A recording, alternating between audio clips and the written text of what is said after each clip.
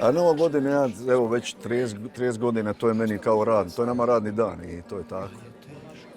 Ove godine ću biti u Vodicama, ali to je radni dan. Iako imaš jednu odgovornost, zato što ničim izazvano svi očekujemo da će se nešto dogoditi u ponoć, a ne dogodi se obično ništa, osim vatrometa i ta neka očekivanja da će od negdje doći neki spas, ovih spas ide od nas iznutra, ali eto, to je ta neka varka u kojoj svi živimo, pa i na taj datum. U koncertima uživa i nakon 35 godina jer mu omogućavaju kontakt s najvjernijom publikom. Ja to gledam kao blagoslov. Znaš,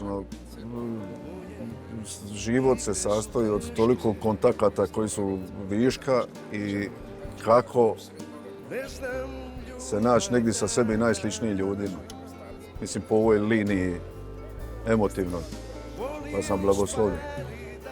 I pa kad dođe na večer i kako me želi slušati 1000 ljudi, 2 ili 3 ili 5 to su sve meni najsličniji ljudi.